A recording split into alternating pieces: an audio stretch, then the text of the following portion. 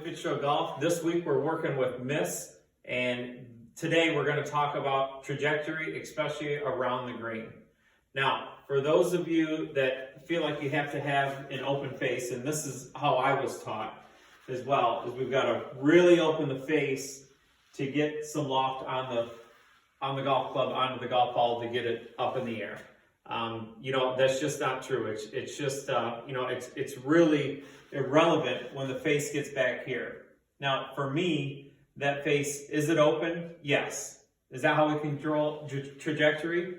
No. All that says to me is that with where the face is, it's open to my swing arc. So now, again, I've got to not only twist the face before I add loft or de-loft it, or whatever I want to do with trajectory. So we do not have to have the face wide open to make the ball go up in the air. Now, this goes back to how my right hand works. Now, if we want to open the face, we'll get to that in a little bit, but when you swing back, you're not flailing the face open by twisting your forearm. Okay, that just, again, adds another element of timing when we get into the strike. So, again, if these were my wrist bones here, I've got this glove with a stick through it. Again, my hand works this way, all right? So when I swing down here, when I get back down in here, see my right hand is swinging more square, so it's 90 degrees to my swing arc. Again, that's why we have your right hand 90 degrees to the face, so it matches the face, or 90 degrees to your swing arc. So whatever my hand does, again, it matches the face, so I don't want to be too far over and I don't want to be too far under, because I have less face control, less face awareness. We've got to make sure that we understand that we've got face control. That's a massive part of playing this game, controlling your golf ball, is making sure that you have face awareness, face control, so we get control of our golf ball. So, again, as we swing back and through, what you'll start to see is that trajectory, at the moment of the strike, trajectory has everything to do with what I'm doing with the face. Okay, so if you look at my hand here, trajectory has, in regards to the face of the golf club, how my knuckles compare to my wrists, okay, and how relevant they are. So if I'm going to hit it low, see my knuckles are back. If I'm going to hit it medium, my knuckles are more in line. If I'm going to hit it higher, my knuckles maybe even get a little bit further ahead. So it's how I release the club. In other words, how I present the face of the golf club as it runs into the ball. Okay, so that's what's going to make the ball go up in the air. Now, I certainly don't want to be twisting the face open. So again, the face is going to look, this is square. So again, the face is 90 degrees to my swing arc. Some would say that would shut. How am I going to get this ball in the air? Well, no, that's not shut. That's square. This is shut. This is open.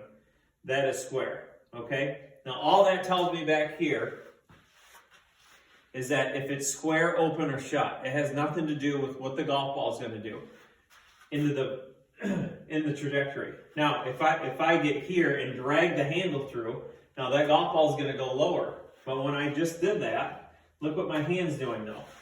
If I drag it through, look what my hand's doing. My knuckles, relative to my wrist, are behind my wrist. So of course it's going to go low.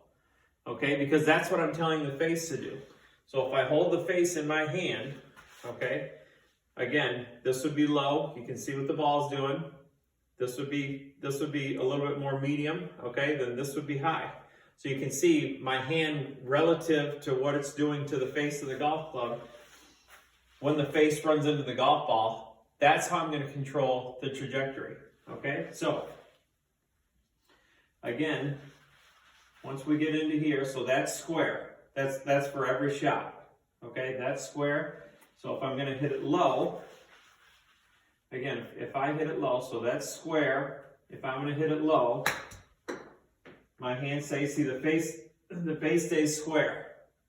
Okay, so that was low. So if we want to hit it a little bit higher, now here's the great thing about this. No matter what I do, if I release a little early, if I'm late, now the trajectory is going to change, but the ball's going to go fairly or relatively straight. I'm not going to be working with all this right, all this left, because my hand is working this way. When I get the golf ball going sideways, that's when the face is open and I've got to twist and time it. So again, we're going to do this shot again, and we're going to make the ball go a little bit higher. Now what am I going to do? I'm going to make my hand catch the face up to the golf ball a little bit more.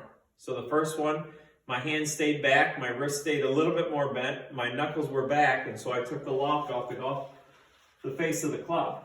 But I can feel that in my hand. So this time, we're going to let the face release a little bit more, and the ball will go a little bit higher.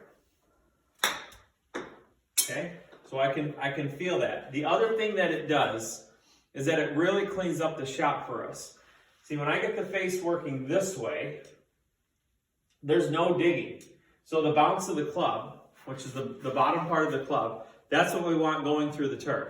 The bounce of the club is working this way.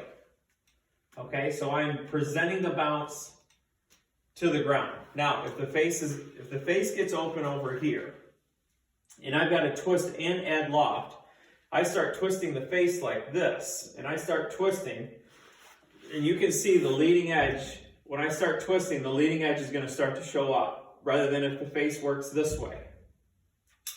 Okay, if the face works this way, I can use the bounce a lot more than if the face gets open here and then has to twist through the strike to get the face to square up. I'm more likely to get the leading edge in. Okay, now we're going to hit it a little bit higher. So again, I'm going to make the face catch up, and by the time it gets here, now my knuckles have already passed my wrists a little bit. A lot of people like that in the bunker because it makes it spin and go much higher in the air. So again, we're going to do the same thing. Right hand is 90 degrees, or it matches the face of the golf club. Now I'm going to let that release. See, the face is still square, but I'm going to let it release a little bit more early and get the face to catch up. So the ball goes a little bit higher. But again, there's no twisting. The face is still square. Now, again, it's the same thing in a bunker. And if we need it to go a little bit higher, what we can do, again, we can always work with this. And this is something that you'll have to practice and kind of get familiar with so we know what we're going to get when we get out on the golf course. But if I need it to go higher, or even in the bunker, open the face and then grip it. But my hand still works the same. I'm not twisting my forearm, I'm twisting the face and trying to time it. So again, the face gets, all that happens, I lay the face down open. And that, once I lay it down open, see, I've gotten a little bit more loft, but my hand still works the same here.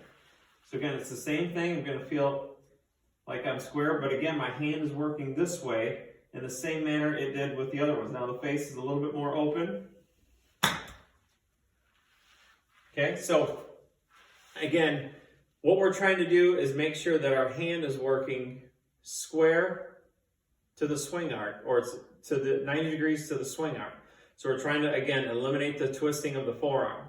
So I hope that helps get you a little bit more familiarized of how we can control trajectory and how we clean up the shot at the strike.